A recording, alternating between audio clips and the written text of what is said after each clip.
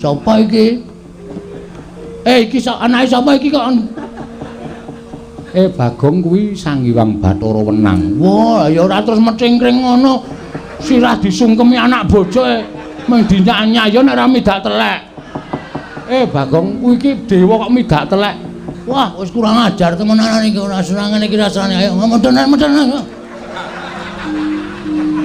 Edangan Bagong kok dadi pakartine kaya ngono. Bagong. Ngapa? Kuwi Sang Hyang Wenang. Cah cilik ya ini klicah-klicik. Besok sekolah ora we. Ning arep ora mlebu meneh, alasan mumet ta.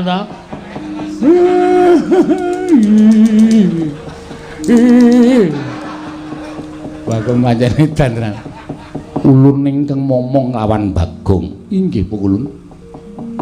Mula Bagong ora kena lelara sarta luput saka pepati merga saka ulun. Inggih Bu Ulun.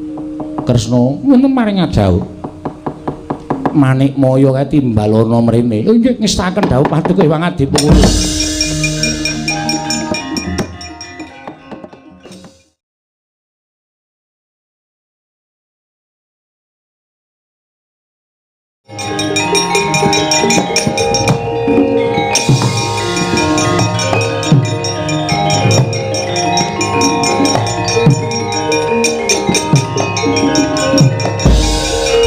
Kang ginarawangsit pindha kombang angat saping tawang susah angin ngendi nggone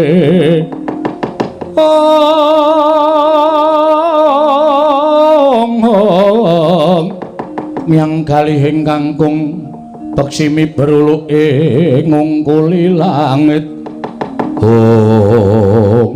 Mas Tunama sidam sekaring bawuna langgeng.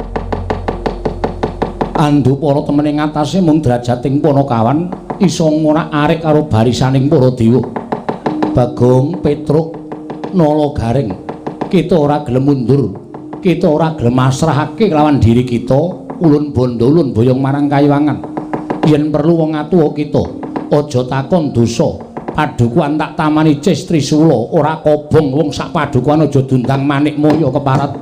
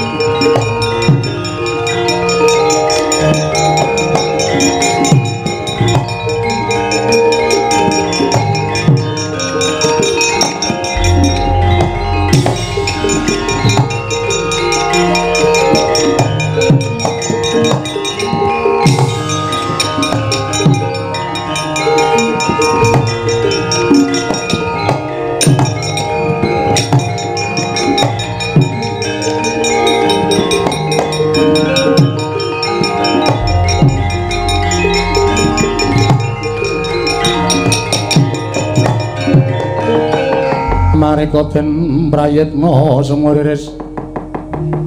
sumuriris eka balik titiyani kandayani Trisanya purnama sasi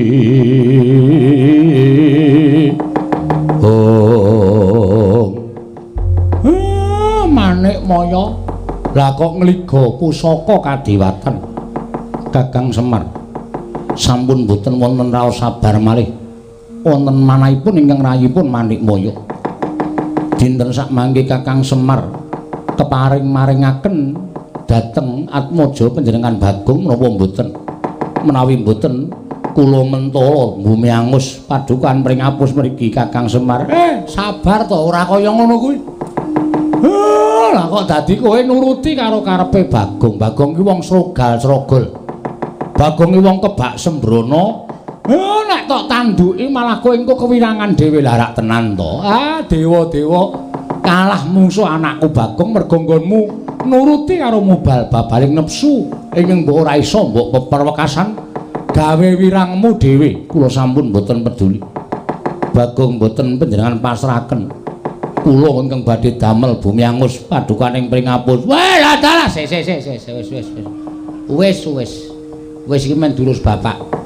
Ora usah nesu, manut karo bapak. Nek ora manut ndak malah ora klakon.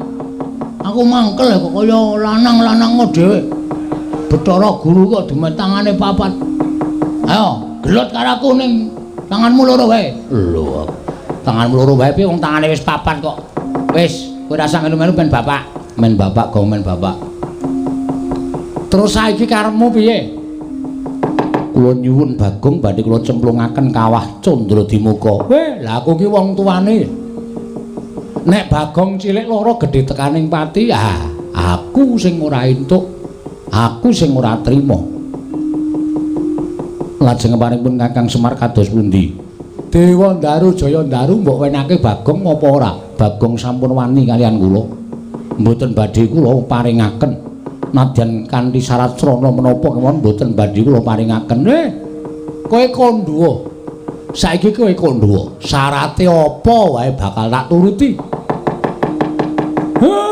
Aku mesti saguh minangkani syarat ingkang mbok aturke kelawan aku Manikmaya.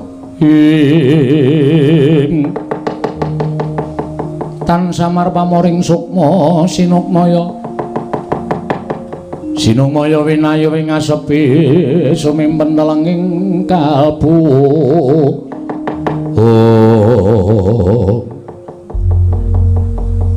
Menawi Kakang Semar dawuh mekaten kula badhe ngaturaken syarat srana. Syarate apa? Gandeng Bagong sampun wantun kalian kula. Tegesipun Bagong sampun wantun dhateng pangaosipun kadewatan. Wantun dhateng panguwasa ingkang rayipun Manikmaya. Terus dosane Bagong aku sing nyandang, lupute Bagong aku sing nebus. Ora apa-apa kowe kandha. Menawi Kakang Semar mboten ngparengaken Bagong kula buyung dhateng Kayiwangan sakmenika ngaten kemawon. Kakang Semar dados lintunipun. Ijole piye? Kakang Semar kula buyung dhateng Kayiwangan. Sawise tekan Kayangan menika Purbawasa wonten astanipun ingkang rayipun Manikmaya. Wonten ing Kayangan sakmangke Kakang Semar dados lintunipun Bagong nampi pidana saking rayipun Jatimurti. Sagah menapa mboten? Lakonane. Pak.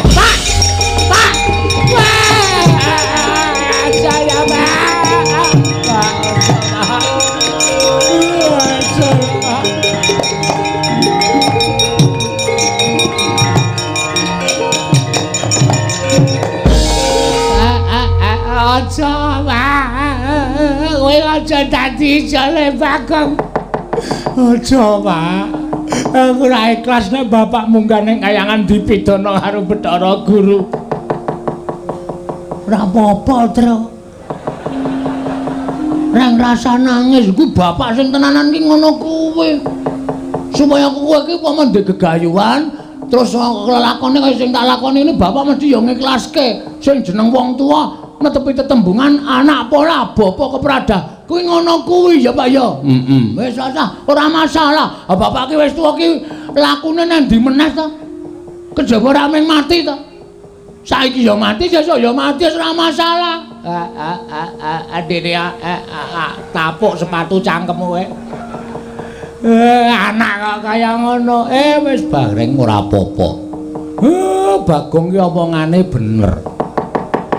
Aku urip ya wis pirang-pirang abad suwene nganti tekan kaya ngene kok urung ana tandha-tandha aku tekaning pati. Lah iki malah sing arep mateni aku dewaning para dewa iki rak padha karo bapakmu ki disuwargake. Ngandel ora.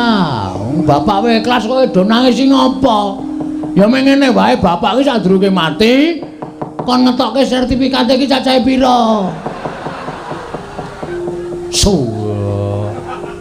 Waduh Pak Raimu ora. Weh, ngono lho, Tru.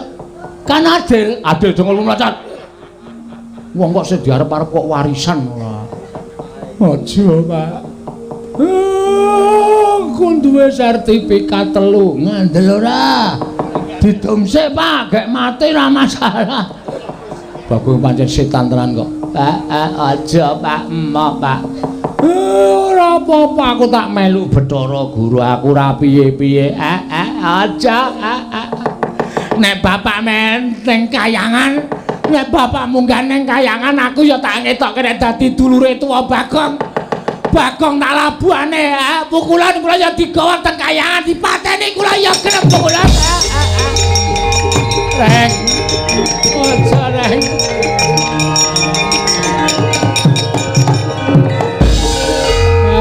Wis terus aku ya wis tuwa, umurku ya wis pirang-pirang. Wong urip lakune nendine, kejaba mau mati, bapak mati aku ya tak mati. Wis kowe rasa melu-melu. Aku ora mentolo karo kowe. Aku ora mentolo karo bapak, ya ora mentolo karo kowe, Reng. Nek bapak arep dipidana karo Bathara Guru, kowe arep dipidana karo Bathara Guru. Pukulan kula mboten kantun, kula ya melu teng kayangan mang pidana sisan kula.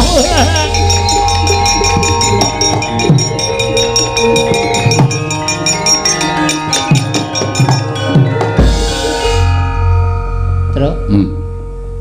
Bagong kok ora nangisi awake dhewe ya.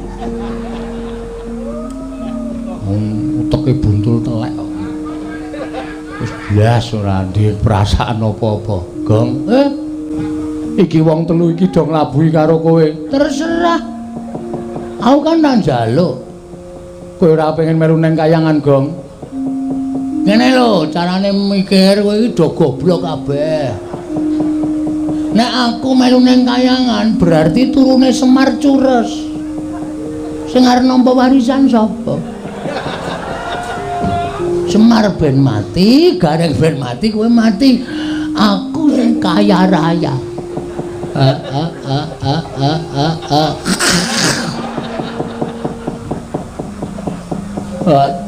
Cangkem kok kaya ngono. Aku nang omah wae. Nek nganti aku engko gagal gegayuanku mbangun niki, sapa sing dicucuk? Wis, nek pancen do ikhlas mbelani aku ora masalah. Aku matur nuwun ya, Reng. Matur nuwun ya, Truk. Matur nuwun ya, Pak. Wis do mbelani karo aku. Pun kula nggih digawa rika. Pun mboten sak ditakono cemplung kawah blung modar kabeh pun. Iya, aku ngene iki nglabuhi kowe lho, Gong. Aku ya ngerti kok, wis tenang. Engko tak tulis nang tembok omahku. Pahlawanku 1 Semar, 2 Gareng, 3 Petruk. Pahlawanku. Ya dilukis. Wah, angel lukis matamu iki lho, Reng. Setan tenan rata tenan. Kakang Semar. Piye? Panjenengan sampun ikhlas. Ora ikhlas sebab apa? Apa mung mati kok ora ikhlas. Mati kuwi sangkane dhewe-dhewe. Upama sangkanku saka kowe ya wis tak terima-terimake. Ngono Garing ikhlas. Mboten ikhlas ngapa? Bapak ora ana kok kula kene mrene sing sambat sebut karo sapa? Petruk ya ikhlas. Mboten ikhlas pun mang beto kula telu-telune teng kayangan. Ganti sule Bagong sawise Semar Gareng lan Petruk ulun cemplungaken ning kawah Candra Dimuka. Ulun bakal maringi Dewandara lan Jayandara lawan Bagong Semar Badralaya.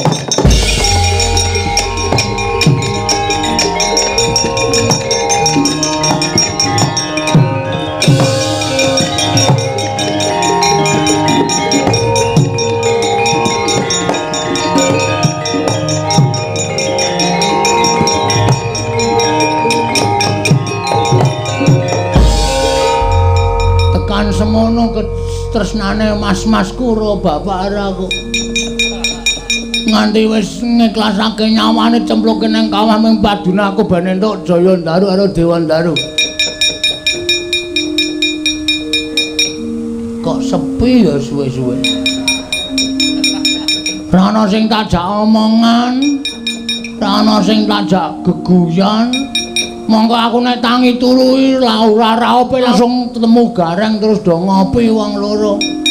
Raketang pahit. Terus udut-udutan raketang tegesan. Ning sing penting ra iso ngulir budi ngasah kadewasan karo Kakang Petruk ya ora ana. Monggo Semar iki janjane aku tresna tenan karo kowe lho, Pak. Kowe mesti ngekeki ilmu karo aku arep pameng lumrah ilmune wong cilik-cilikan iso diga urip. Aku mau kok ya ora melu edan. Terus apa sing arep bantu karo aku wis iki nek aku mlayu ning ndara-ndara Pandhawa.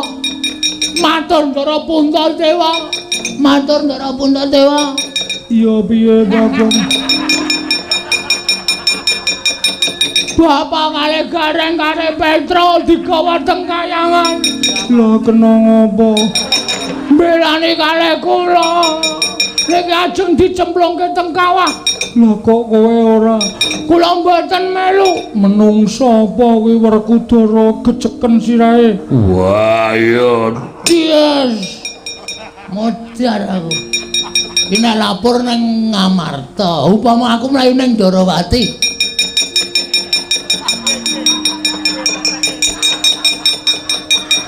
Matur sinuwun Kresna, langsung ngono mangadil nuwe. Ana sasmintane lan jagat wasane Ngombatara. Ana apa wae, Kang? Kok kowe tawang-tawang tangis? Matur Ndara Kresna, Bapak Semar kali Galeng kali Petro digawa teng kayangan. Lho. Sebabe apa? Sebabe mbelani kali kula. Lah kok kowe ora mati? Nggih, wong baterane tesih wutuh. Wah, dalah sencaki laran. Sira kita kedawu. Lah, tak mati meneh. Nendi ya iki? Polsek kowe apa ya? Lapor, Pak Polisi ada kematian.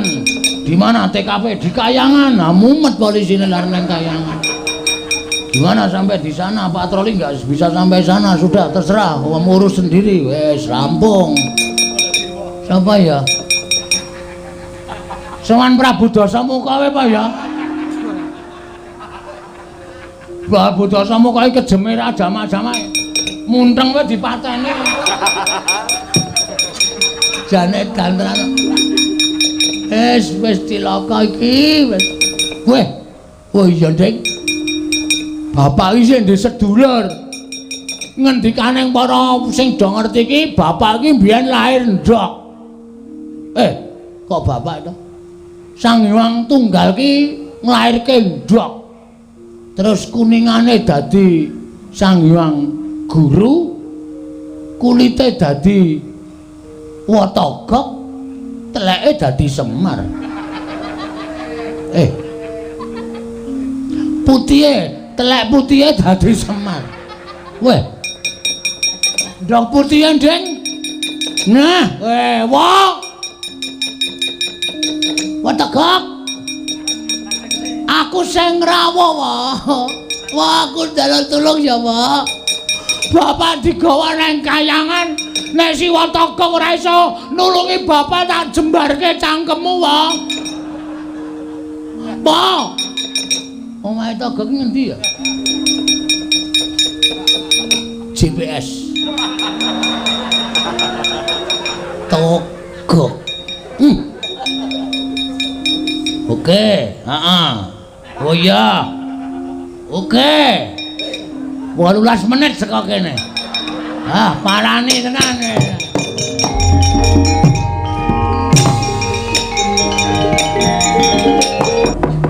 Makiri rero nang kono magawe gelarira wang-wang.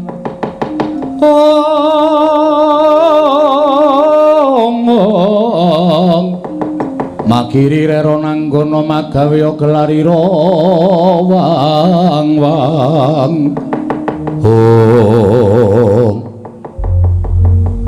Iki ora pangling rak Bagong to.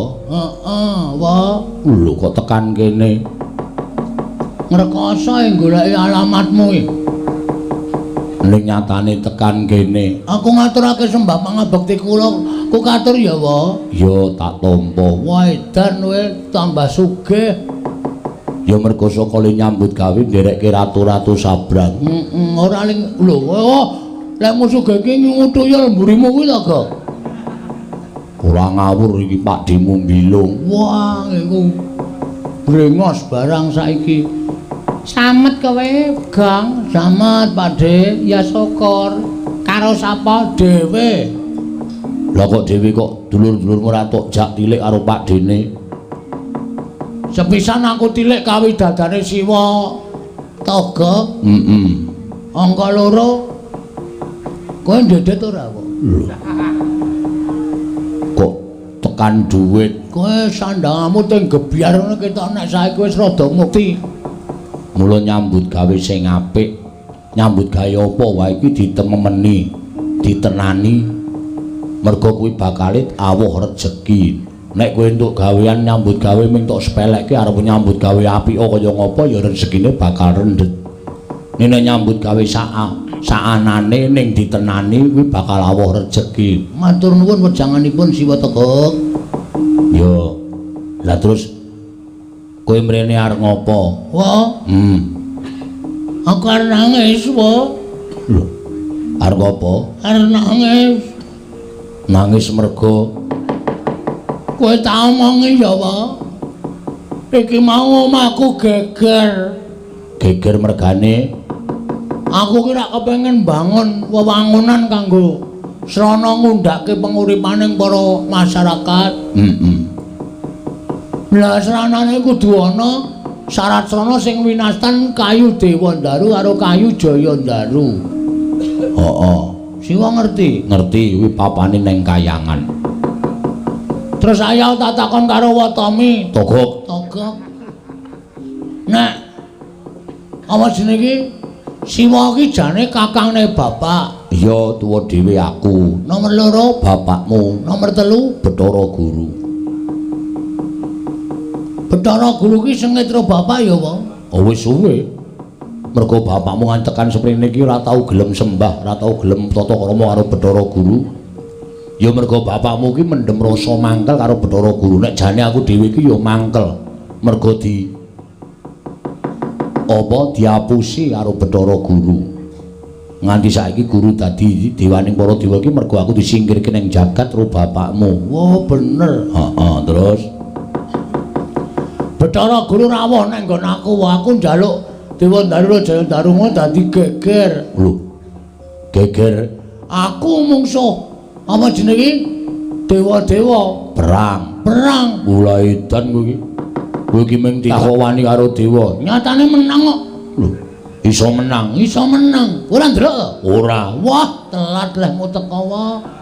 Sono iki nang ndelok wayang jam 09.00. Ora bengi-bengi lagi teko. Ayo wong kekuatane utawa duwene kalodhangan lagi saiki kok.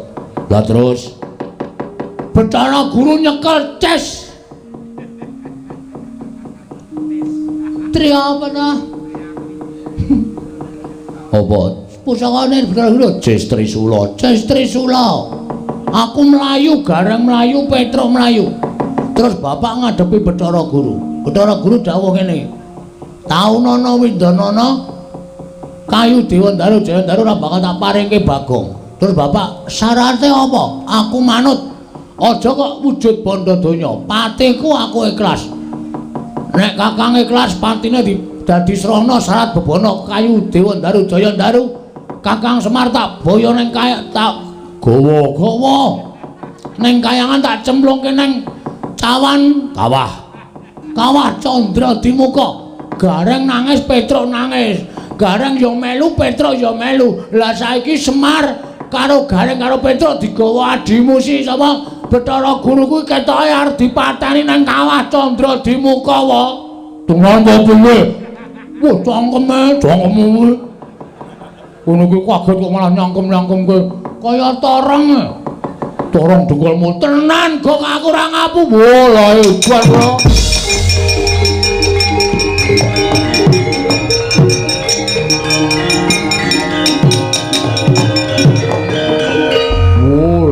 Prayori dan Manikmaya kuwi piye to ya?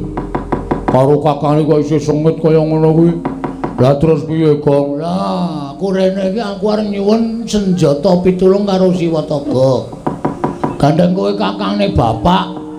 Nek kowe ora mbelani bapak, Berarti kowe iki ora tresna karo bapak. Aku tresna karo bapakmu.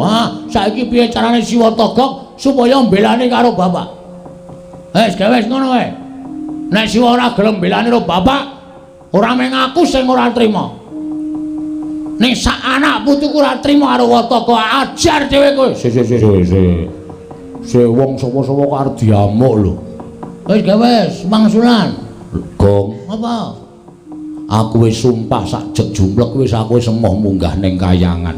Wis dadi titah ya dadi titah. Waduh. Terus? Lah nek kowe pengen njaluk pambiyantuku aku ya iso mbantu ning ora munggah ning kayangan. Sapa sing kon munggah? Kuwi tuyul mburimu kuwi. Milung ya ora gelem munggah ning kayangan. Lah terus? Kowe wae munggah ning kayangan. Wo tak suwek tenan lambemu wae. Aku iki njaluk pambiyantu kowe kok malah kon munggah ning kayangan. Sranane kowe tak gawe supaya gampang mlebu metu kayangan. Sranane piye? Kowe tak gawe wujuding titah sing gampang mlebu ning kayangan. Sapa kowe? Ning kowe gelem ora? Gelem, waton aku iso nyelametke bapak. Tak gawe tak salin wujude bendaramu Madukara. Ora guyon lho, Gek. Serius. Tenan. Aku dadi Ndara Janaka. Heeh. Iso apa? Lho, iso. Apa dianggep aku ora ndek kasekten apa piye? Senengke tenan. Tes ngono. Padake corong ora. Senenge ndelok cangkemmu, Gek. Cangkemmu kuwi. Karo Pak Dene kok nyangkem-nyangkemke ora. Sagu ora. Sagu. Nek sagu toto-toto. Carane piye? Merem. Merem. Engko nek bablasan turu? Aja turu. Merem ngampet ambegan nak cipta. Engko nek dadi Raden Janaka kowe mlebu metu kayangan ora ana sing ngelikke mergo Raden Janaka kuwi biasa mlebu metu kayangan. Aku ya biasa mlebu metu. Lah iya. Ning ora kayangan. Iya. Sanane nek aku. Lah iya. Wis tak cipta ya. Kok tak munggah ning kayangan? Ya. Engko nek tekan kayangan tanjine ora Bathara Guru. Nek perlu tak nehi kekuatanku kowe iso ampuh kegila-gila. Asik. Nyenengke tenan iki. Jame tak peke, Gek. Aja. Anggere ngalem kok njaluk. Apa-apa arep dijaluk apa? Waduh, untune dibehel. Gleleng tenan. Wah, gaya tenan saiki jan kemajuan iki. Ya wis men karang ya. Karepe mbok dimu. Mbok dhewe isih berapa? Isih. Tak peke. Lho. Apa-apa arep dijaluk ora? Wis gak gawe dadi gawe aku. Tak gawe gong aja kuwatir.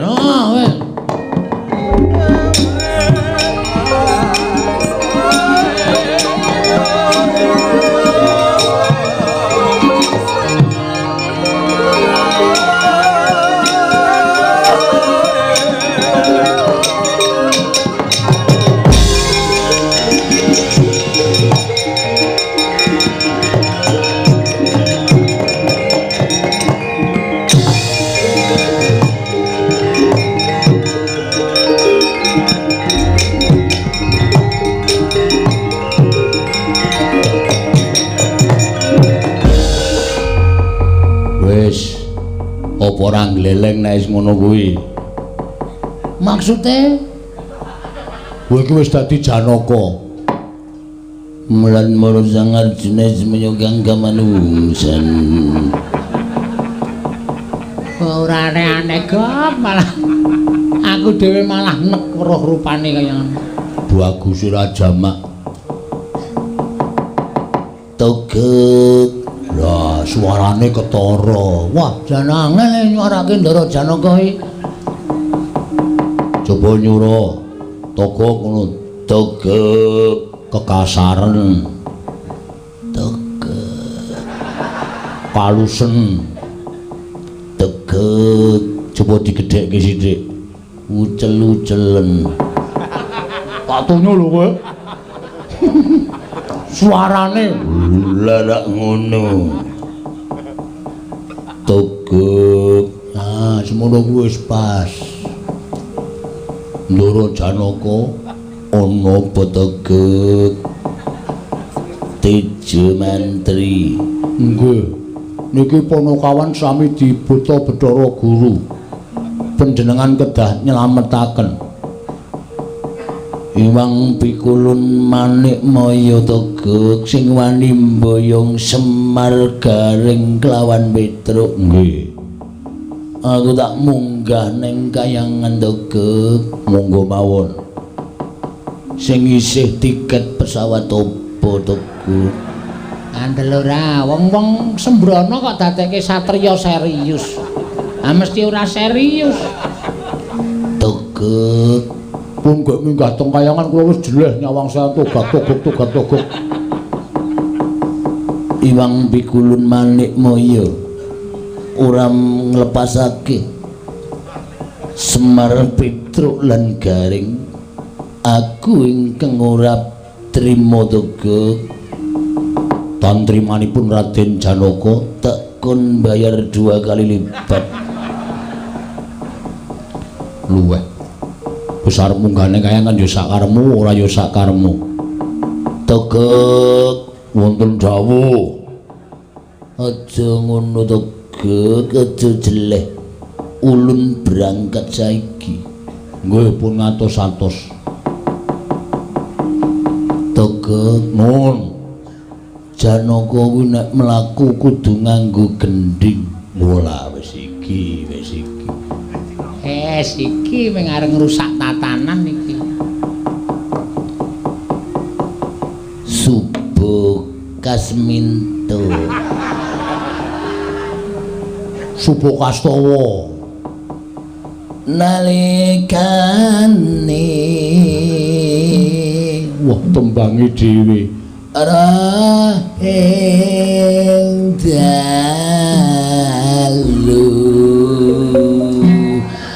wong aku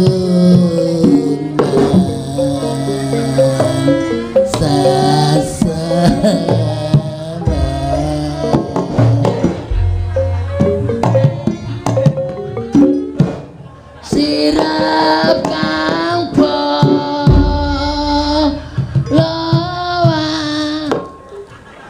kowe iki gerangan ya ora tanja kok, Gop. Wong Bagong kok dadekke Janaka iki rak malah kaengko ditonton kawula rak do ngisin-isin Ndara Janaka nek konangan sing asli piye? Mbok semen mutar mbok men ora.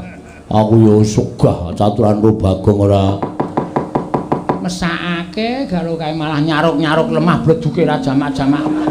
Joget kok kaya jatilan kaya ngono. Wis benengke wae ngono. Ndak ana apa-apa. Kowe karaku engko nampa duka. Ora, wis ora ngono ndak Bathara Guru, tuman wae ayo. Awak dhewe mangkat golek juragan. Yo.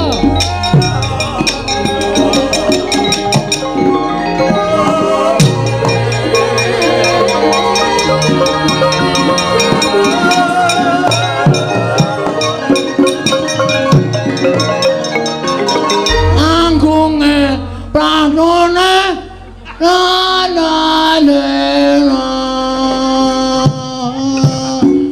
perkleper cawete mabur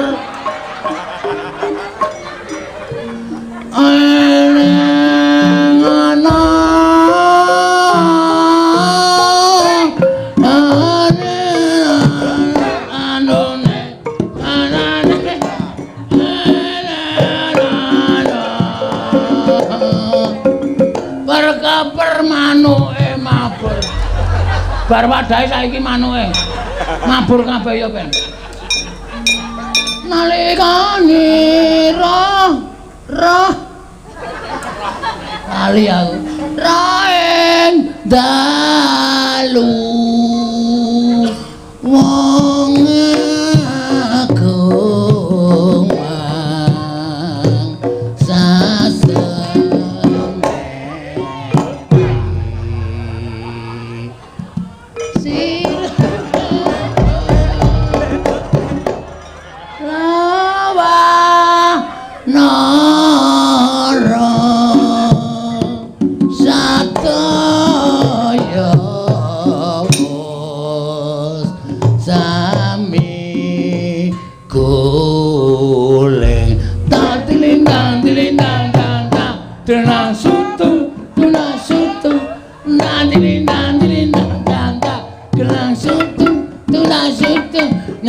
Cengke wiyaga ki gampang kok. Mendora ngantuk. Bukulun. Lali aku. Yam perjiwatan. Boyo mirah boyo ingsun sun remet. Dadi mecodot. Pukulun kula ingkang sowan wonten ing Kaiwangan Suralaya Pukulun. Kula ingkang abdi utawa tita pujangkara pun Janaka. Pukulun boten mangsulaken Kakang Semar Petruk lan Gareng kula ngamuk wonten ing Kayangan Pukulun. Mulat-mara Sang Arjuna semuanya kang kamanungsan liwat kene belok kiri lurus wae. Ora iso sulo. Pukulun, aja lali meneh Pukulun. Kula ingkang sowan wonten ing Kayangan Suralaya Pukulun.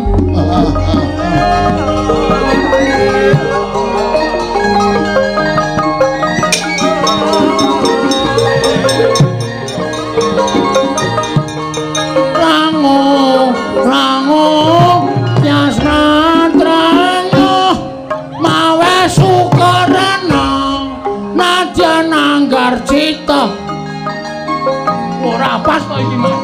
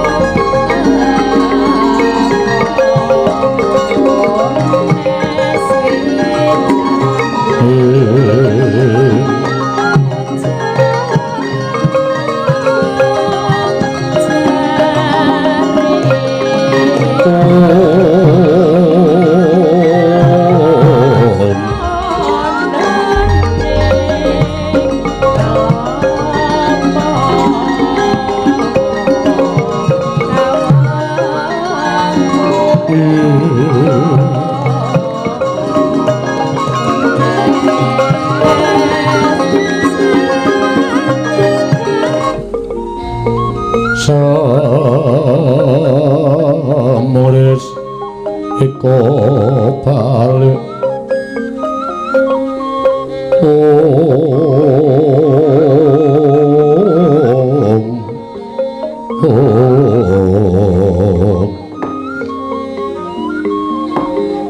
Kakang Semar, Kakang Badranaya. Lah kok kaget atiku Bathara Guru. Bareng tekan Kayangan bebandanku mbok uculi, anak-anakku mbok luwari. Iki jane karepmu piye, Bathara Guru? Kakang Semar. Sepinten kalepatanipun ingkang rayi tadah wadana. Kula ngora mau silepat lan menapa ing sampun kula aturaken dhateng ngersanipun Kakang Nayantaka nalika wonten ing padukan Mringapus kawit menika namung kinarya samudana hanjajaki dhateng madhep mantepipun Kyai Semar nggenipun bebantu dhateng Kang putra pun Bagong. Piye ha? Kyai Semar Kakang Badranaya kula aturi lenggah wonten ing inggil sampun ngantos kados mekaten menika. Aku mbok kon tata krama, mbok kon nyembah. Aku wis samapta ing gati sawiga ing diri. Nek pancen kuwi dadi sarana tumruning Dewa Ndaru lan Jaya Ndaru, dadi syarat srana Bagong kene bakal mbangun papan panggonaning para kawula kanggo ngundhakake marang uripe. Inggih. Namung semantena Kakang Badranaya sedaya ingkang kula aturaken dhateng ngersanipun Kakang Semar menika mboten lair batos. Tegesipun sakmangke kula mboten darbi niat nyemplungaken Kakang Semar wonten ing kawah Candradimuka. Dosa menapa ing badhe kula sandhang menawi kula wantun tumindak kados mekaten. Jerjengandika menika kalebet tiyang sepuh kula, kadang kula werda Kakang Semar Badranaya. Kuwi tenan apa piye Bathara Guru? Lair batos. Kula mboten badhe wantun matur dura dhateng ngersanipun Kakang Badranaya, Kakang Ismaya. Semareka den prayatna samuriris eka balik titiyani gandayani trisanya purnama sasi gilar-gilaran ing tengah latar milang lintang Bima Sekti. Kakang Semar menapa ing sampun aturaken menika mboten namung kandhek wonten ing pangucap nanging kababar dados pakarti keparenga Kakang Nayantaka paring pangaksama dhateng klintuning patrap ingkang rayipun Jatimurti ingkang sampun wantun munjuk atur ngersanipun Kakang Semar kados ingkang sampun aturaken wonten ing padukan Mringapus. Manik Maya. Dike ora ngira babar pisan.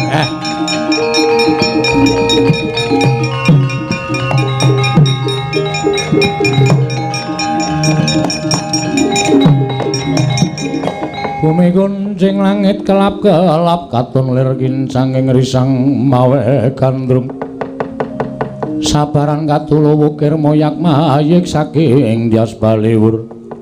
Ora nyono lah kok semono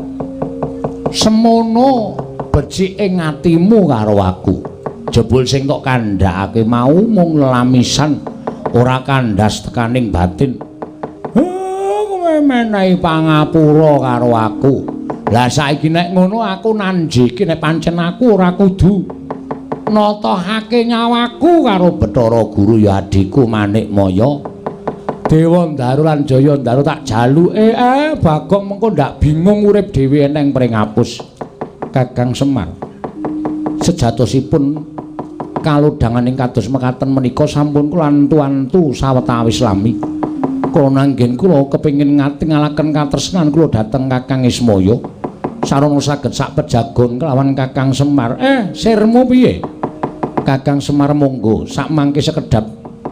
Kakang Semar badhe kula sugata dedharaning para Jawata Pelemertangga Jiwa lan Jambu Dipa Nirmala supados sak mangke dipun dhahar sarengan kaliyan ingkang ngrayipun Manik Maya miwah putra panjenengan Ula-garing menapa dene Petruk menawi mangke sampun tuwuk nggih adhahar kang seger nggih anginum tumunten kula piyambak ingkang badhe maringaken Dewa Ndaru lan Jaya Ndaru kelawan pun Bagong Kakang Semar. Pancen kuwi lahir batin ya. Wis suwe banget aku rasa pejagong karo adhiku Manik Maya nek pancen kepengin nyugata karo wong tuwa. Aku mengkari manut Bathara Guru Surawati ngendika staken dawuh kula. Leng-lengeng dia mangungkung.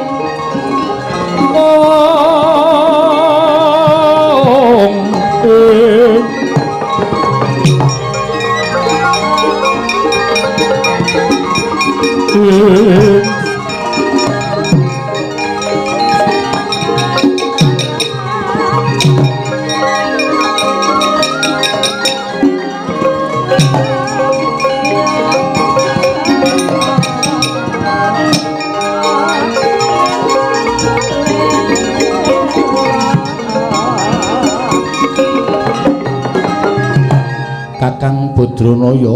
Piye? Pasugatan dedaran sampun kula aturaken.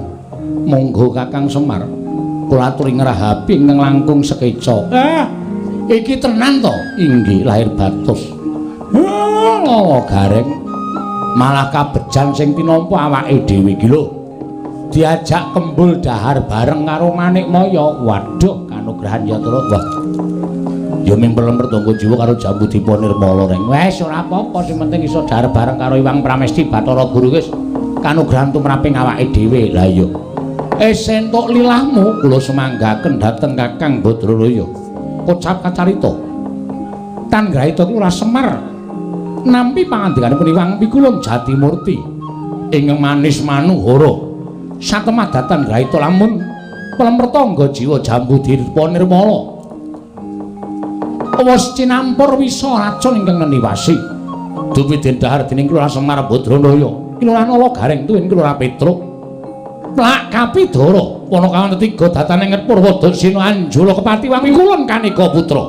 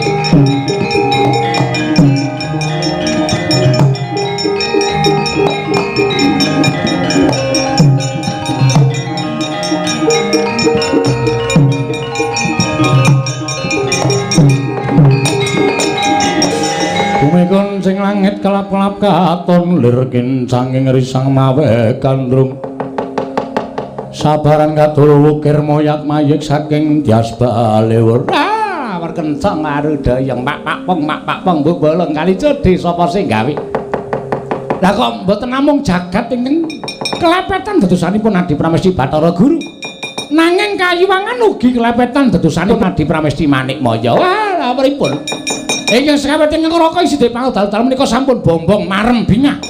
Dene Adi Pramesti Bathara Guru sampun gadahi sloga ing kados mekaten. Lah kok tinemunipun menika namung ngatur dara. Jambu Dipa Nirmala pelemper tangga jiwa sampun pinaringan wisa racun niwasi wekasan dados jalaran Kakang Semar Nala Gareng menapa dene Petruk. Ingkang samangke boten emut Purwadasena Surawati wonten dawuh. Bathara Indra wonten timbalan. Panakawan katelune bandanan papan ning pinggiring Candra Dimuka ulun pribadi mengko ing bakal nyemplungake Kakang Semar Gareng Petruk ana ing kawah Candra Dimuka Surawati.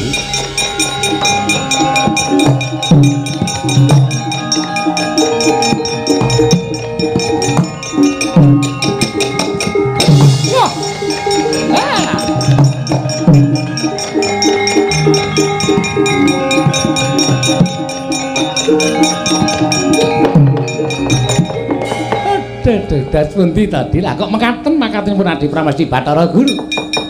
Kakang Semar menika kadang paduka, kadang werda. Menika Kakang Ismaya lah kok panjenengan mentala damel cintrakanipun kadang piyambak. Namung betahipun panjenengan menika kepengin dados tiyang ingkang nguwaosi dhateng jagat mujatosipun panjenengan menika boten nguwaosi ning sing kuwasane niku Gusti ing karya loka. Panjenengan piranti ning Gusti supados niti priksa dhateng mubamu sing para titane kok walah kok kaya ngono. Kayangan kok dados reget kados mekaten awit makatenipun Adi Pramesti Bathara Guru menika kula mboten sarujuk, kula mboten mathok. Kakang Rada menawi Kakang Rada mboten sarujuk mboten mathok perkawis menika kula ingkang badhe nanggel. Sampun ngantos ngembe dhateng Kakang Rada. Kula inggih badhe matur tunggak waru godhong dadap. Kula mboten badhe melu-melu mboten badhe garap. Nek wonten menapa-menapa kula semanggaken dhateng Paduka Pramesti Bathara Guru. Kula ingkang badhe nanggel Kakang Rata. Kula semanggaken, kula semanggaken.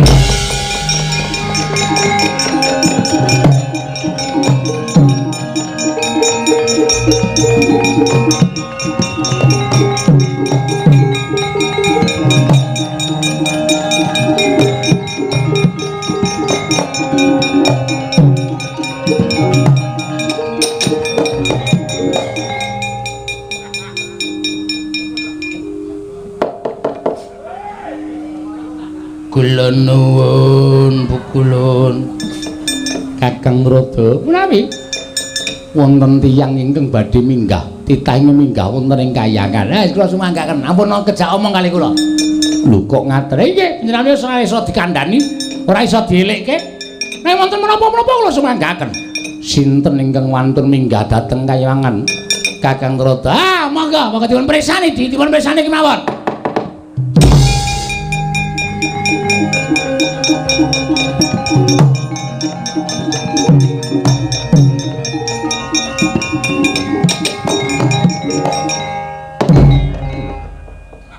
Kakang Rada menawi kok malah wonten watu ingkang dipun uncalaken wonten ing kahyangan lha iki piye ana titah kok sangu watu barang iki wis sajake ora nrimake lakon iki kula sumanggaken Rataya wis ana tanda-tanda ora prayoga dewa iki nek pangertine elek watu barang tekan kahyangan pun menika klatri nanggel sinten Kakang kula sumanggaken kula ingkang badhe methuk titah menika monggo Di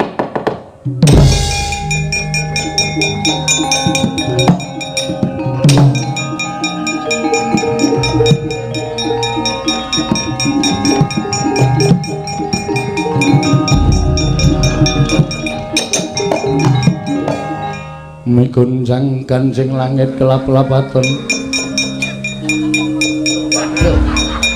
ler kincanging risang mawe gandrung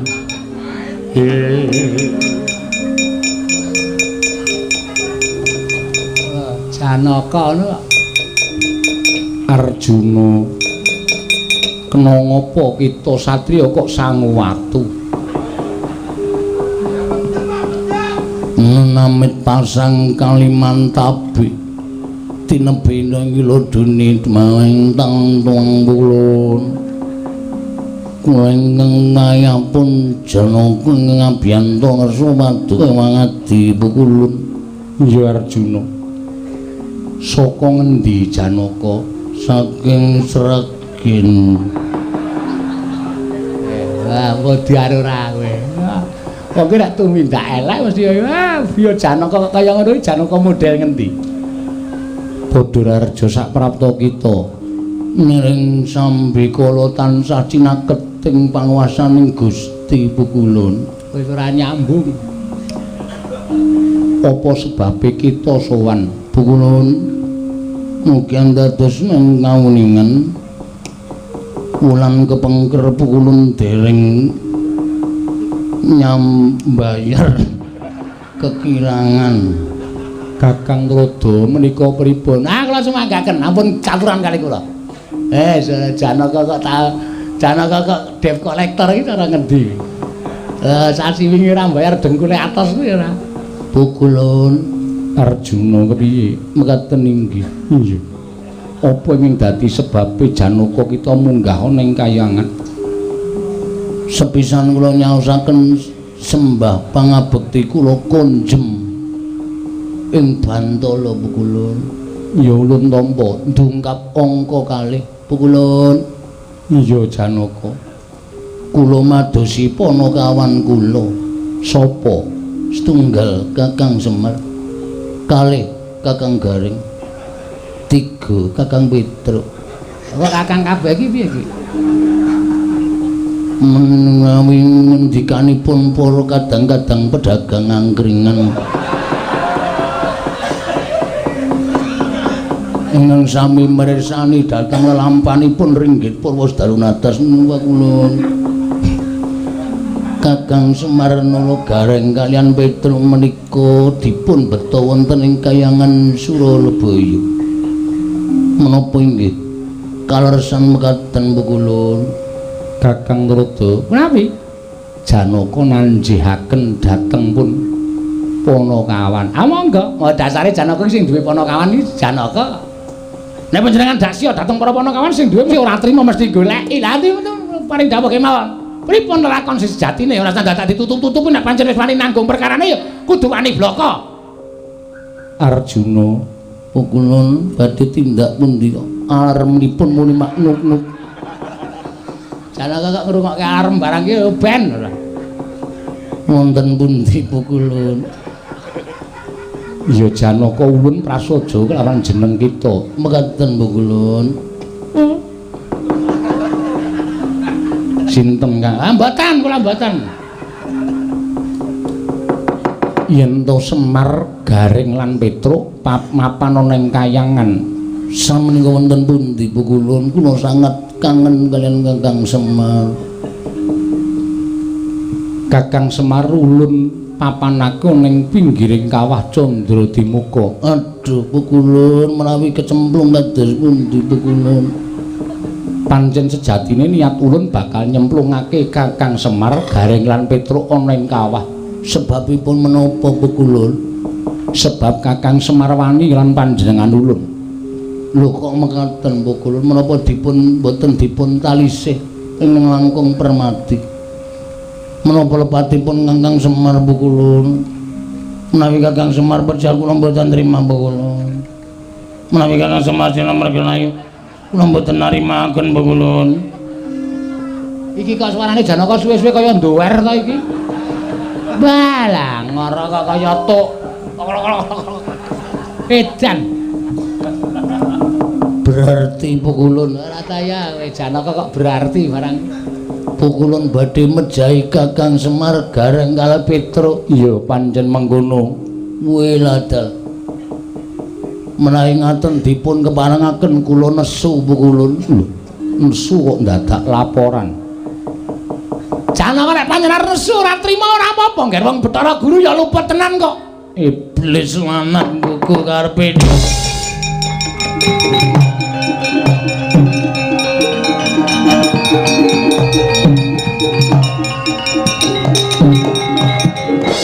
Wah, iki Janaka kok malang kerik kaya Werkudara. Pukulun Bathara Guru wis ora pantes dadi guru nang Kayangan. Pukulun Bathara Guru pakartine sak ngisoring dlamakan. Titah ora luput ora kleru. Teko arep tok cemplungake ning kawah Candradimuka. Aku ora nrimakake pukulun. Sampeyan ora mbalekke Kakang Semar, Garing Petruk ana ing jagat donya. Aku ora trima, aku ngamuk ning Kayangan. Arjuna, Arjuna. Apa? Kita wani karo ulun. Sing tak wedeni apamu? Ora pantes pukulun minangka dadi dewaning para dewa. Dewaning para dewa. Pukulun aku ora nrimakake. Ora mbaleke Panakawan Kayangan tak gawe sungsang bawana balik guntur geni guntur angin. Arjuna sirnakna ora prayoga uripun ning alam pandha guntur geni guntur angin.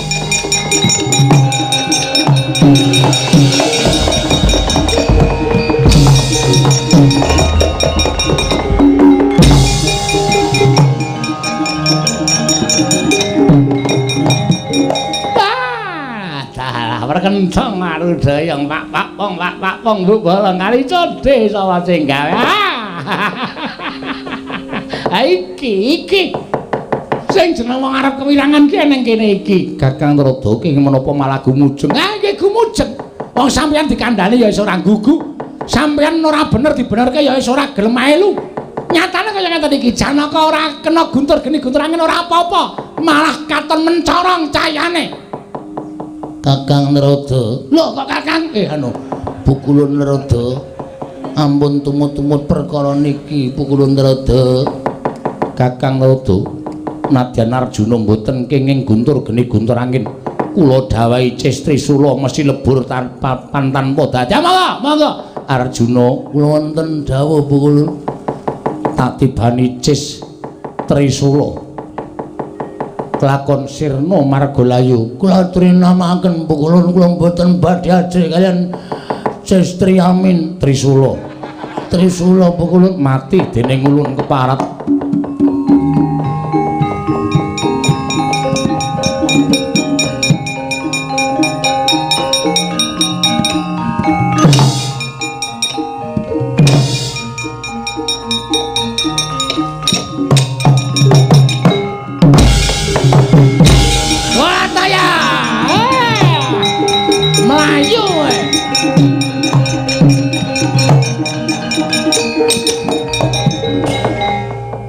Bareng nibani Trisula Ratu Mama klepat lunga saka kayangan. Pukulun panjenengan sinten? Ulun Betaran Rada. Oh Narada. Ya. Kok kaya jog dengkulmu mlacak. Diweh padake kaya teko ora. Iki sapa to janjane? Pukulun kula ingkang ngabdi ingkang wayahipun Janaka. Janaka? Nggih, Permadi. Permadi. Wilikiti. Wilikiti. Kumbang ali-ali. Kumbang ali-ali. Kumbang madu dan racun.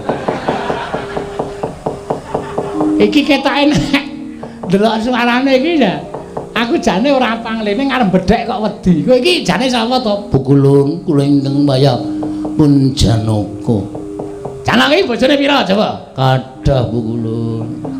Sing didep ning Madukara pira? Yayi Sendroba. Sembadra, Sikandri. Sri Kandi Pukulun. Manuhara, Larasati, Laras Pelok, Laras Lindro. Kok kaya gamelan ora edan. Iki Bagong ta iki? Pukulun, sanes kula pun Janaka. Ora usah datang ngapusi, Bagong ta kowe? Pukulun. Bagong udo. Pukulun sampun kados mekaten. Ora ngaku ayo Bagong ta kowe. Heeh. Gajol sisan kowe.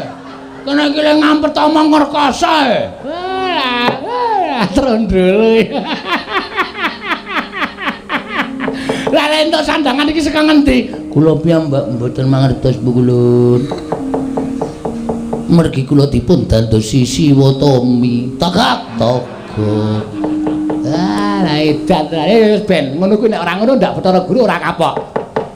Pukulun, Piye? wong atuwa kita ulun wonten wong atuwa kula wonten pundi? Semar gareng karo Petruk. Inggih Pukulun. Diponton ning pinggiring kawah. Waduh, Kakang Semar. Aja kuwatir Kakang, aku ingkang bakal mitulungi karan kowe Kakang.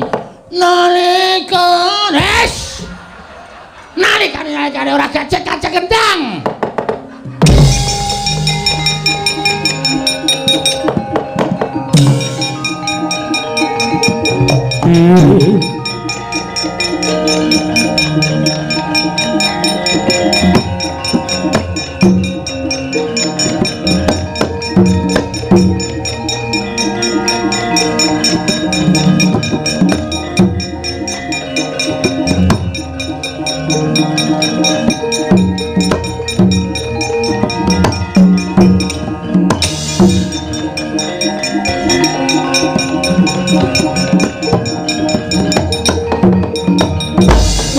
Sumubang mangaruna kadinetrane nganggo rapo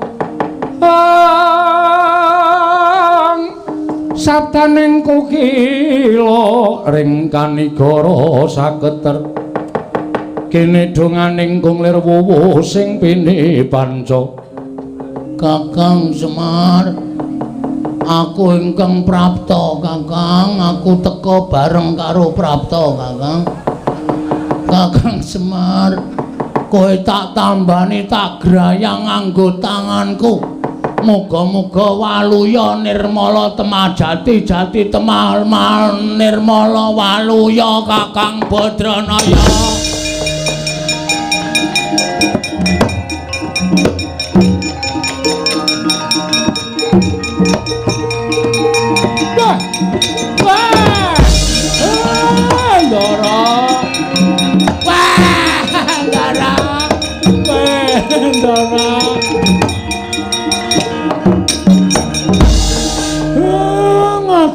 ngaturaken panuwun nggih Den, sampeyan wis nulungi kalih kula. Ngaturaken panuwun Ndara wis nulungi kalih kula. Ngaturaken panuwun nggih Den wis nulungi kalih kula. Ibu sepodo-podo. Sampeyan kok prisa kula teng mriki. Google Map. Napa niku? Kakang Semar, kowe aku ngerti wae kowe nang ngendi Kakang Semar. Nek kowe kena apa-apa iki aku mesti entuk kabar saka kantor pos Kakang. Yo kiai kok kaya udu ya, Rek. Iki kok Ndara kok suarane kok kaya bar watuk to iki. Nala garang petereo.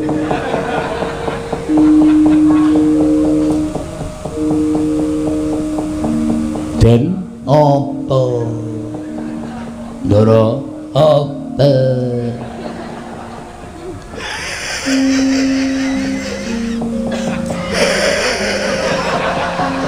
Oh, genah udu. Ndara kok guyune kok nganti nging-nging. Wah, Ndara Janaka gundule atos. Kowe kok dadi Janaka kuwi? Kakang Semar cangkeme sing apik. Iki ndaramu kok kowe. Kowe tendang modar kowe. Suarane ora pangling. Kakang Semar. Isih ketara Kakang Semar.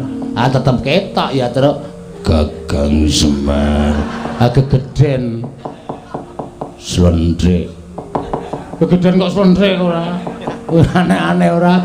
Kakang Semar ayo padha mapan ana ing ngendi ku jenenge? Ngendi, Truk? Kok Selakanda Warubinangun. Ngopo? Kakang Semar basa. Kakang Semar ki wong tuwa, kena nggo patuladan. Ora basa karo Bandara. Dosa Kakang Semar tak sanggane. Ora apa-apa. Ngopo ning Selakanda Warubinangun? Piknik Dharma Wisata. Cahedan. Wis ayo aja kokean pertingsing. Pertingsing ki apa ning embok ora ngerti. Sing sok muni pertingsing ki ming Bagong. Asli kowe. Ambok modar kowe ketrucut cangkeme ora. Asem. Ayo Kakang Semar ana ing Bale Marti Ukunda. Jaya Binangun Kakang. Wis ben nek konangan sing asli diajar mbok men.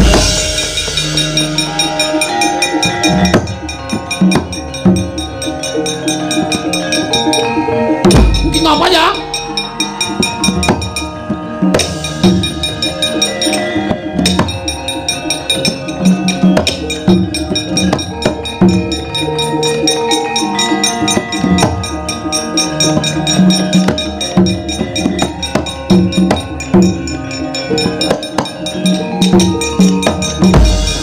Arsa madangi jagat tumungup-mungup paneng sapucak ing wukir marbak bang sumirat keneng soroting surya mega lan gunung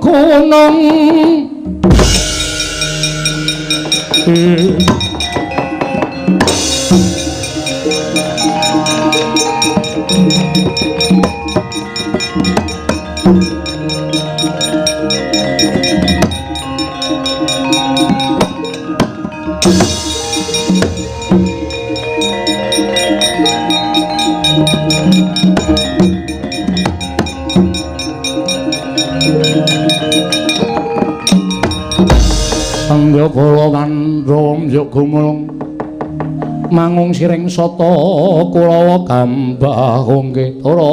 Nggih. Arjuna nuwun paring adawu. Netepi kalawan pangendikaning Nyai Darmaji Ngamarta. Lamun Nyai Punta nyumpena kang sambung rapete kelawan Kakang Semar. Mula tumuli utusan karo aku karo Kresna kakangku. Supaya nyatake marang Karang Kadempel tinemune suwung Ora ana Panakawan siji wae ingkang kemliwer. Iki ana ngapa Werkudara? Wah, aku dhewe ora ngerti. Kula piyambak mboten mangertos. Lho, sapa kae?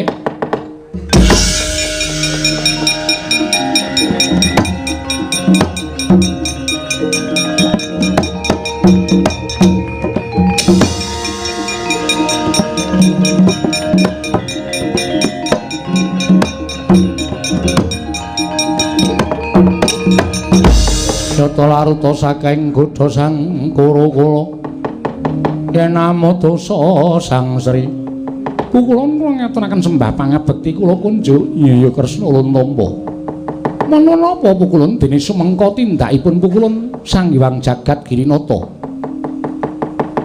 ora memper temen ing atase sekawit wis gawe wiranging Sang Hyang Jagat Girinata nggone mapan ana ing Kayiwangan teka saiki mapan ana ing kene. Loh, Arjuna, Arjuna. Ora pantes sira darbe. Ya kuwi kanugrahan langing jagat lan curing bawuna lamun kita Janaka wis mentala ngerang-irang sarta gawe wiranging para dewa. Ulun paring dawuh mekaten keparingipun. Kita ingkang sekawit mapan ana ing Kayiwangan ulun mlayu saka ing Suralaya. Keplayu awit nggon kita bakal nyelametake kelawan Kakang Semar Garing apa dene Petruk teka saiki mapan ana ing kene niat kita pancen kepengin gawe wiranging Jatimurti ya ngono apa piye Janaka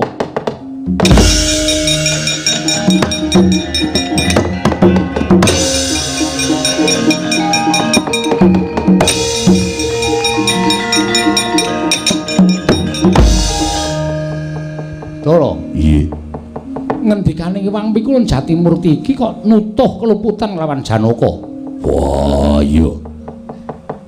Ngendikane ketok banget yen to Kayiwangan ana Janaka ning kene eneng Janaka coba to Janaka kae susulen dhisik. Yo.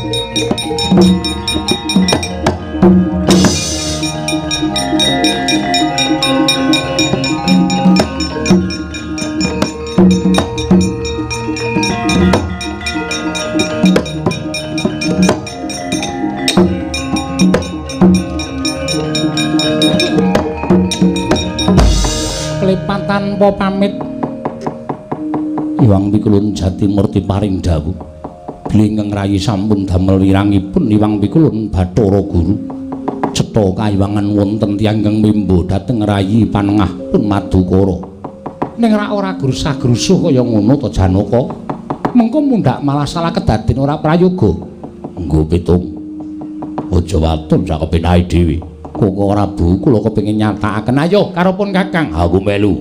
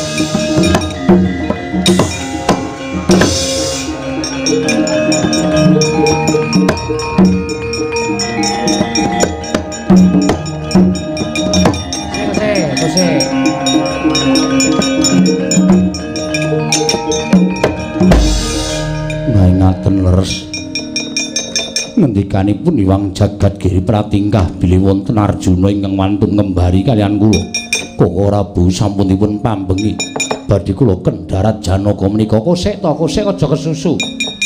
Kakang Semar ana Janaka sing mrene ngembari karo aku. Kakang Semar bakal tak kembarat. Apa? Kembarat. Ambok ke timur. Bareng mataku klilipen gareng. Klilipen apa? Klilipen kewan. Mbok klilipen pacul. Bareng yo sia-sia ora adine ora. Sopo iki Nalendra? Takon karo lho kok sik to? Kowe iki Janaka kok ora ngerti karo aku iki piye to? Oh iya Dik. Iki sinuwun Prabu Sir Bathara Kresna. Wah, minggir tendangane. Kosek Werkudara aja kesusu. Iki Janaka lho. Koko Prabu kasinggihan mengaten koko petuk. Sinuwun Kresna kok ya ora paham-paham to ya. Aku dune paham kok. Nun pangapunten nggih, Den. Niki pancen mbuh kula kok ora ngerti dadi kaya ngenten iki pripun. Janaka ora gelem salin. Wujud sejati aja takon dosa tak panah. Nganggo Kyai Pasopati. Mati dening aku. Apa to anggap aku ora pasok saben dina? Kowe nibake Kyai Pasopati. Ayo tandang ana Janaka kose wis to wis. Arjuna sabar, iki aku sing ngurus. Inggih kok ora usah, kowe ora nesu. Mboten. Yai Kaipe. Kepiye Kakang Kaipe? Ojo ketawa. Aduh arep karo adine kok guyu.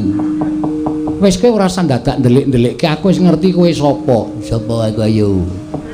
Lho, tak batang nang ngene apa piye? Batangan nek pancen iso. Kowe rak Bagong to? Duh. Lho, Bagong wae. Kaya ngene kok Bagong takono masyarakat wayang kaya ngene iki jenenge Janaka. Lho lah iya ning kedadian saka Bagong sing ngomong sapa? Tak batang kowe aja selak. Kowe Begawan Durna. Udu. Ngawur wae ora. Oh ngaku wae. Petruk dalem Kresna iki maliyane Begawan Durna. Ayo diajar bareng-bareng kose. Ngawur wong Durna wae kecore ra melu kok. Wah iya. Ngawur ora. Wah, Kresna ora iso mbadar iki tendangane. Kose Werkudara kose. Wis saiki aja guyon, aku mau guyon. Ayo tenanan. Kowe bali kaya wingi uni. Aule bali liwat endi? Lho, le bali liwat endi piye? Aku ora iso bali. Kakang Semar piye? Kula ya ora wani. Lah sampean nuwun sewu. Wong ya ora prayitna ngoten kok. Mbok ya nganggo peningal lak batin, nganggo permana jati. Anak kula kok iso glelenge kaya ngeten iki sebabe apa? Oh lah dalah. Nyuwun pangapunten, kula nyuwun pangapunten.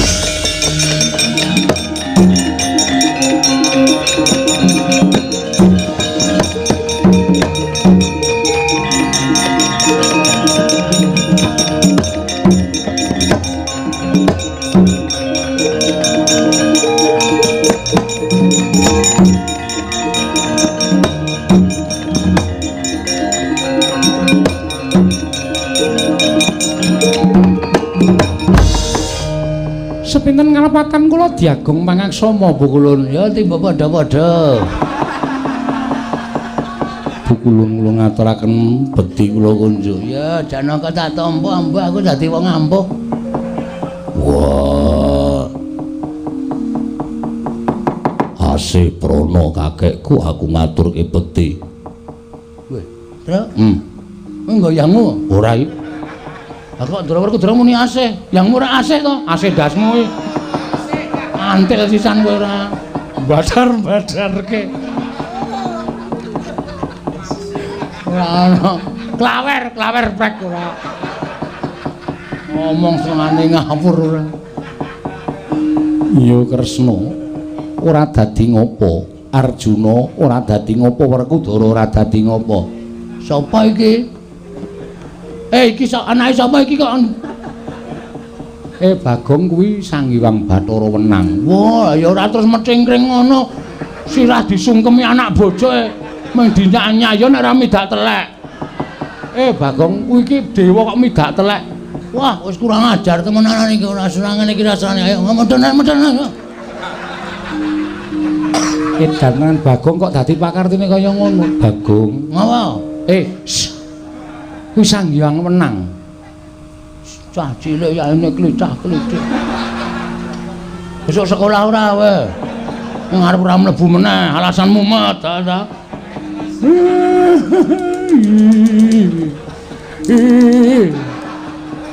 Bagong pancen dandran. Ulun ingkang momong lawan Bagong. Inggih Bu Ulun. Mula Bagong ora kena lelara sarta luput saka pepati merga saka ulun. Inggih Bu Ulun. Kresna wonten maring adhawuh.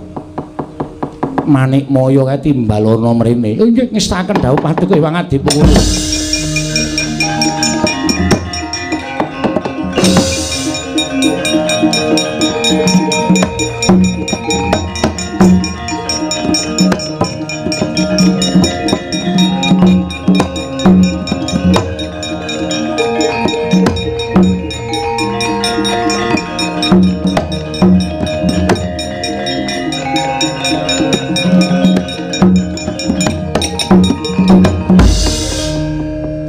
Manikmaya wonten dawuh Ulun.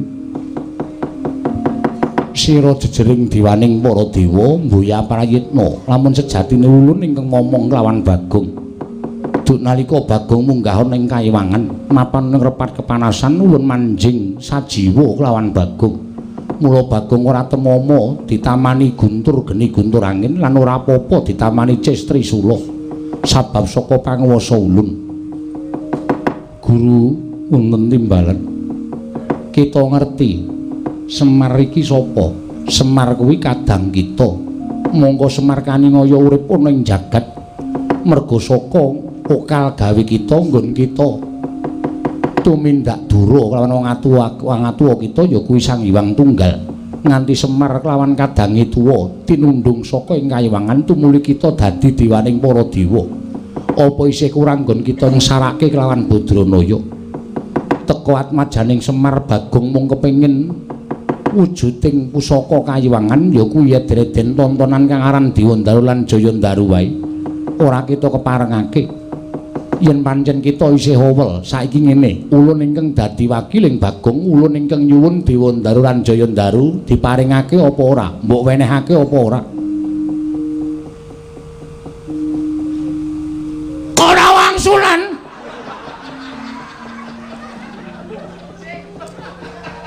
Nanti kon Sang Hyang Wenang kaget e.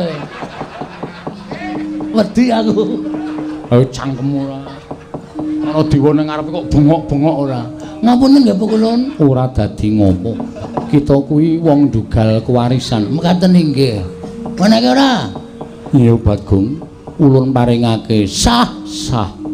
Oke. Pun diparingke Bu Kulun. Bagong tampanana.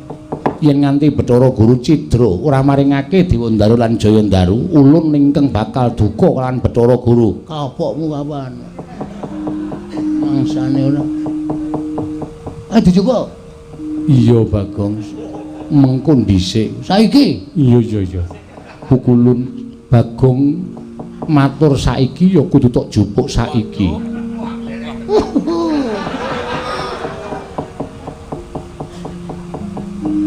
Inggih pukulun monggo.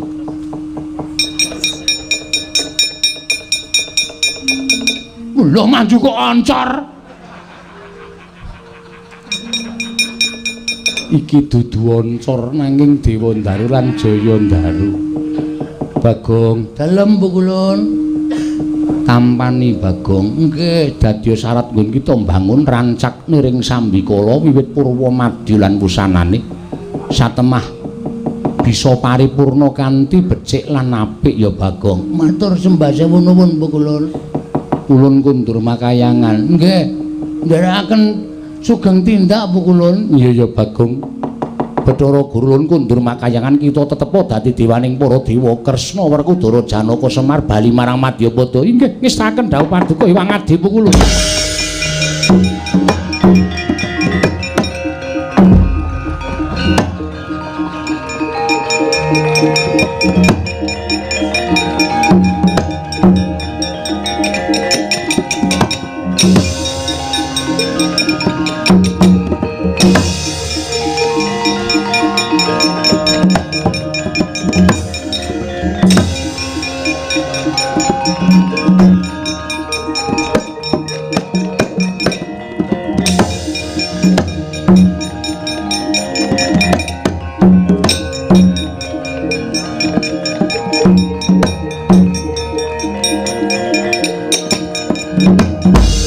Pripun?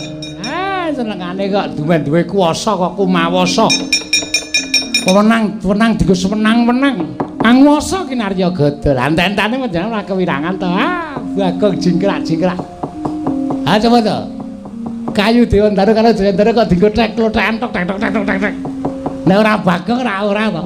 Nggih Kakang Trada. Mulane kok sampun ngastuti mindake mboten sae, mboten prayogi datosanipun. Kakang Trada kula sampun ndodho ing ngalepaning. Nggih, mugi wangsul dhateng pakarti ingkang sae lan tansah njejegaken wonten ing Kahyangan Suralaya Adi maneh Bathara Guru.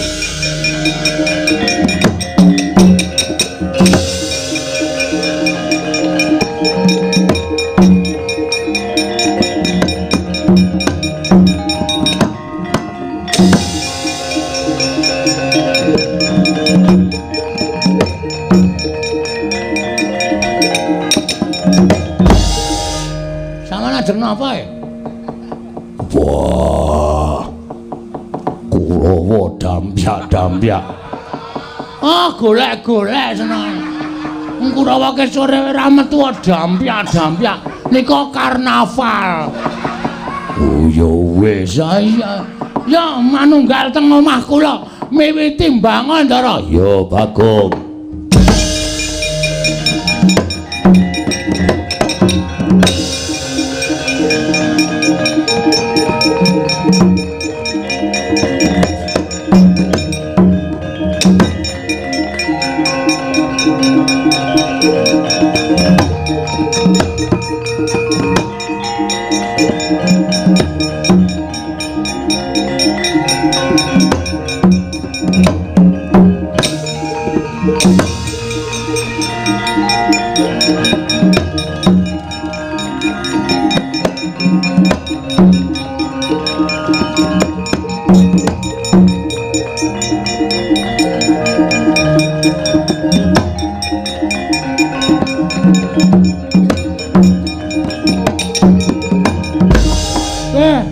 Wis entuk syarat seranane.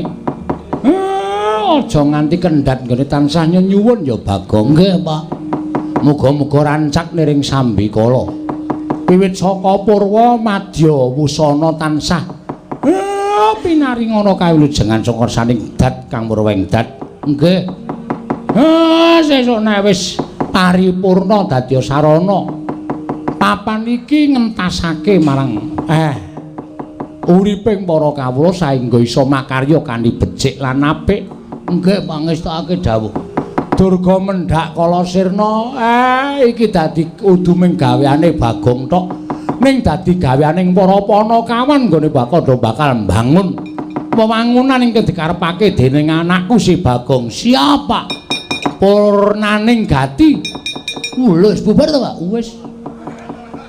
Aku kok isih kepengin pentas e. Sesuk. Liya dina. Aduh nang kotak meneh terus. Wis ora apa-apa. Umpek-umpekan meneh. Purnaning Gati Sura Sudraja ingkang ratsuh brasta tapi kula Darmastuti rahayu samya makarya rahayu samya pinanggih. Kula pribadi lan kanca-kanca minangka dados rombongan kula nek wonten lepate nyuwun pangapunten. Mugi-mugi sedaya pasugatan menika saged tinampi dening ngersanipun para lenggah diniya dereng. Kula namung budidaya benjang sageta sangkung sae timbang sampun lampah.